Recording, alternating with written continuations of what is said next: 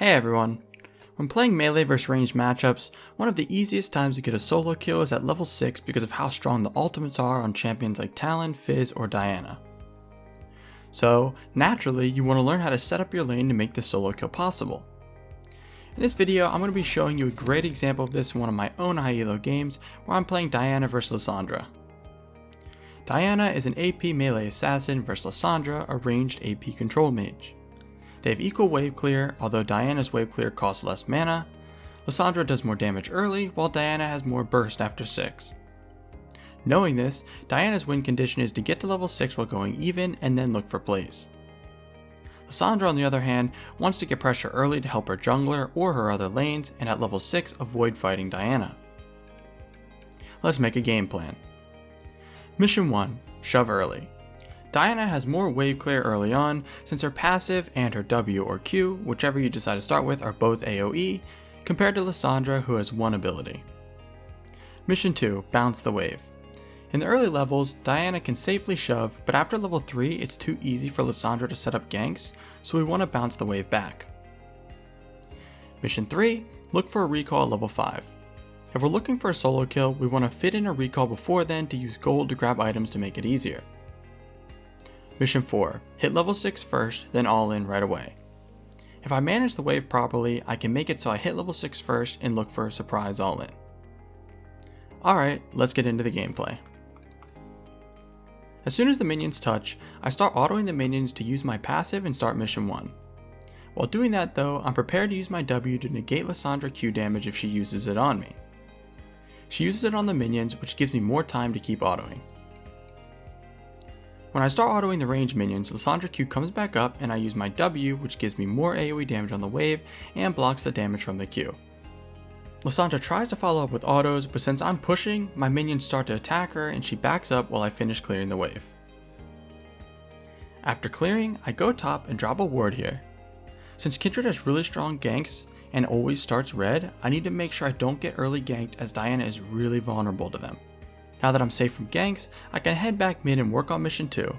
To bounce the wave though, I need to make sure I fully shove the wave and crash her on the tower since it's frozen. So I do the same thing as before and use my W to negate Lissandra harass while pushing at the same time. I hit level 2 and hit her plus the minions with my Q. Even though I don't really have kill pressure on her early, if I do eventually whittle her down, I could potentially cheese her with flash and ignite. But the most important part here is hitting the wave. These 3 ranged minions I can't really hit because I would be in tower range, so I stand back to not give Lissandra any chance to harass me here. When these 2 minions get low, I grab them with my Q. Only 1 minion is left, but it's not worth it to walk up and take harass for just 1, so I stay in range for the experience and then back away.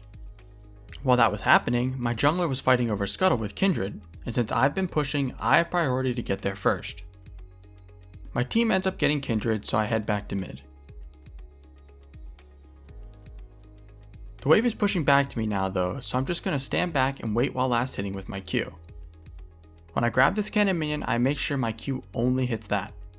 Alright, now that the wave is starting to stack up, I want to be thinking about how I'm going to get a recall in at level 5 for mission 3. I don't want Lissandra to have a huge wave on my tower for her to harass me with, so I use my Q on the whole wave to thin it. And since my Q is down, I walk up and use my W to grab these few CS.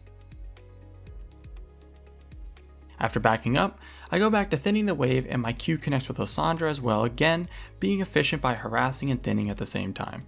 Before going any further, I think it's important to talk about potion usage, as I see a lot of low elo players save their potions for when they are low health. Never be greedy with your potions. I'm at 60% health, so I pop one. I want to make sure I'm never even close to being low enough to gank or burst down with ignite. Anyways, Lissandra uses her Q, so I take the small window to grab a last hit and thin the wave with autos and my Q. I take some harass though from failing to dodge her Q when it comes back up. My wave dies, so I need to back up to my tower now. The wave is still kind of big, but I thinned it a lot, so imagine if I didn't. As the wave was crashing, I throw one more Q hitting the back line and Lissandra again. This one was important because it got these 4 minions really low, so when I'm getting them under tower, I can clear them all at once and make sure I'm not under tower longer than necessary. I pop a potion and collect my CS.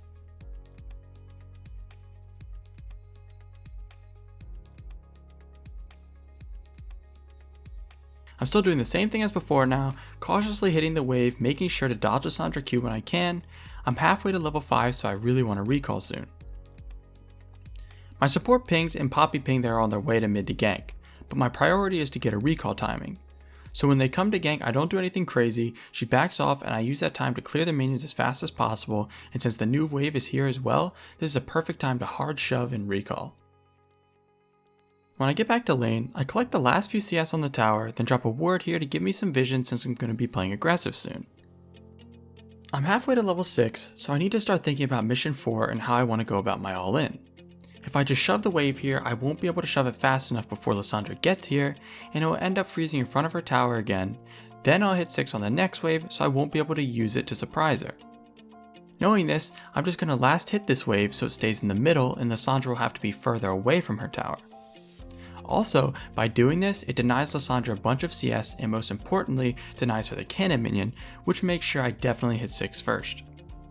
She's back in lane now, and I'm 1 minion away from hitting 6. I use my Q to try and kill the minion plus hit her at the same time, but she dodges it. But luckily, she doesn't take into account that I can jump to the minions. She walks up, I use my ult to jump to the minions, then use my E to pull her in. I get a nice chunk and act like I'm walking away, then jump back in and ignite her and save my ult, getting the kill.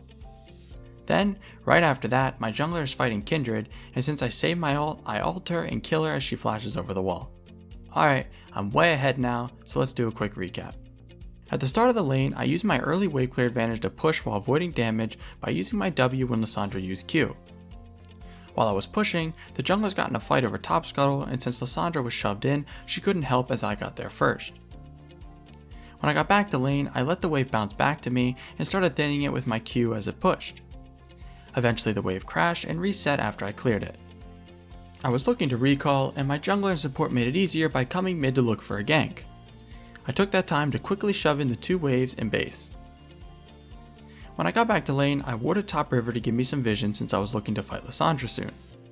The wave was in the middle of the lane, so I last hit, denying Lissandra the cannon minion and keeping the wave in the middle so when I hit level 6, Lissandra wouldn't be on her tower safe from my all-in.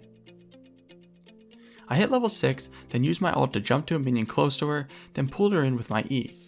I acted like I was backing off, then jumped back in and finished her off with Ignite, then used my last ult charge to kill Kindred who was fighting in top river, putting me at 2-0 and closing the lane out. That's going to be all for this video, thanks for watching.